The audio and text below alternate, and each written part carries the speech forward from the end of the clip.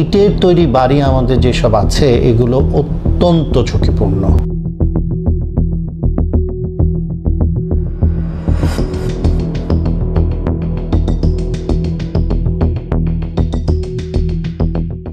আগে যে বিল্ডিং আমরা যেভাবে তৈরি করতাম, নতুন আমাদের বিল্ডিং কনস্ট্রাকশন টেকনোলজিতে পরিবর্তন এসেছে, একেবারে সত্যি কথা।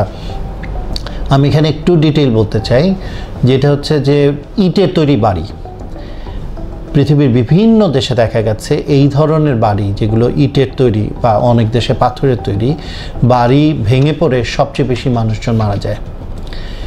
ইটের তৈরি বাড়ি আমাদের যেসব আছে এগুলো অত্যন্ত ঝুঁকিপূর্ণ, কারণ ইটের তৈরি বাড়ি ভূমিকম্প হলে যে বাড়ি যে বেঁকে যাওয়ার যে প্রবণতা সেটা ঠেকাতে পারে না, কারণ তার ভিতরে কোনো রড থাকে না, স্টিলের রড থাকে না, যার ফলে এই বাড়িঘরগুলো সবচেয়ে আগে ভেঙে পড়বে এবং প্রচুর মানুষজন মারা যাবে।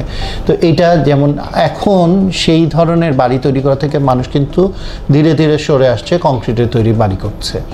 তো এই ব্যাপারটা আমাদের মাথায় রাখতে হবে, ইটের তৈরি বাড়ি খুবই ঝুঁকিপূর্ণ।